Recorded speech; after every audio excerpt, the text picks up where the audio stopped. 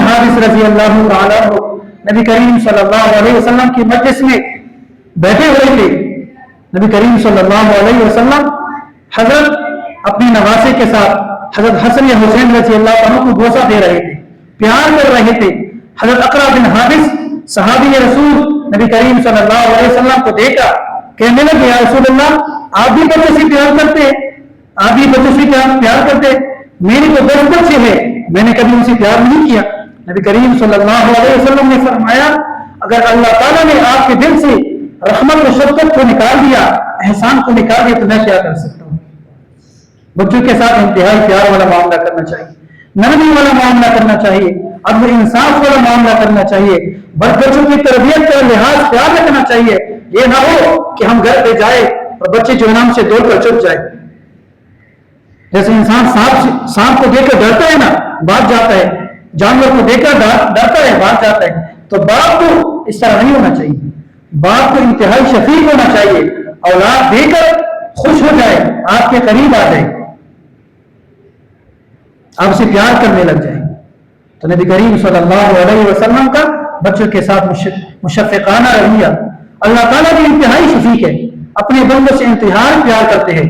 اللہ تعالیٰ چاہتے نہیں ہے کہ میرا بندہ بھی اپنے بندوں سے پیار کرے, محبت والا معاملہ کرے. نبی کریم صلی اللہ علیہ وسلم کی حدیث سے بھی یہی کہ انسان کو صلہ من قطع کا, بندے سے بھی صلہ رحمی کرنا چاہیے جو انسان کے ساتھ قطع تعلق ہے. واعف عن من اساء کا, اور اس بندے کو بھی معاف کرنا چاہیے جو آپ کے ساتھ برائی کرے.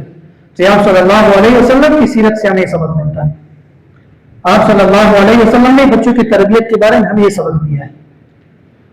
تو اسی طریقے سے اولاد کا والدین کے اوپر حقوق میں سے ایک حق یہ ہے کہ دینی تربیت کے انسان فکر کرے.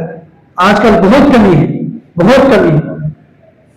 وَأَمُرْ أَهْلَكَ بِالصَّلَاةِ وَاصْطَبِرْ عَلَيْهَا, اے ایمان والو, وَأَمُرْ أَهْلَكَ, اپنے گھر والوں کو حکم دیجیے, بِالصَّلَاةِ, نماز کا حکم کیجیے, وَاصْطَبِرْ عَلَيْهَا, اور خود بھی اس کا اہتمام کیجیے.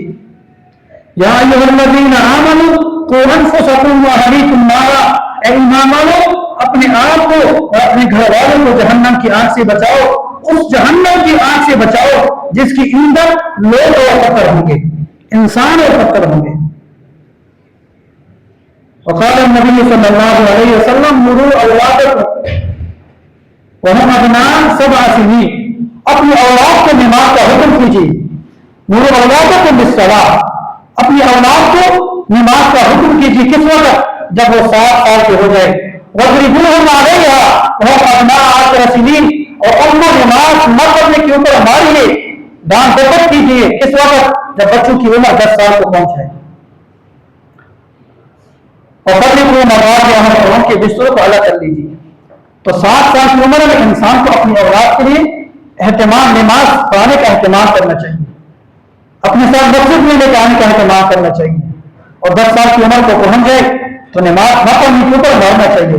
نبی کریم صلی اللہ علیہ وسلم کے حدیث ہے. اور آج ہم میں سے کسی شخص کا بچہ کوئی غلطی کرتا ہے تو کہتے ہیں چھوٹا ہے, سمجھ جائے گا. غلطی کے اوپر ڈانٹنا بھی چاہیے. تربیت یہ نہیں ہے کہ آپ کے سامنے آپ کا بچہ غلطی کرے, غیر شرعی کام کرے, ٹی وی میں بیٹھ کر ڈرامے دیکھ رہا ہو, موبائل استعمال کر رہا ہو, اور آپ کہیں کہ چھوٹا ہے, سمجھ جائے گا. دیکھیے چھوٹا بچہ طبیعت کی مانے بہت آئے, اس کے اوپر آپ جو بھی لکھنا چاہے کاپی کی مانے میں, ہر سطح کے مانے میں جو بھی لکھنا چاہے وہ لکھ لیں گے آپ. لیکن جب وہ بڑا ہو جائے گا تو جو اس نے بچپن میں دیکھا ہوگا, کانوں سے سنا ہوگا, آنکھوں سے دیکھا ہوگا, وہ عمل وہ کرے گا. باپ کو نماز پڑھتے دیکھا ہوگا تو نماز پڑھے گا. کانوں سے نماز کے بارے میں حکم کرتے ہوئے سنا ہوگا تو وہ نماز پڑھے گا. نیکی کے تلقین کرتے ہوئے دیکھا ہوگا تو وہ نیکی کا حکم کرے گا, نیکی پر عمل کرے گا. تو اپنے اولاد کو بچپن سے ہی نماز کا عادی بناؤ, اللہ کے ذکر کا عادی بناؤ,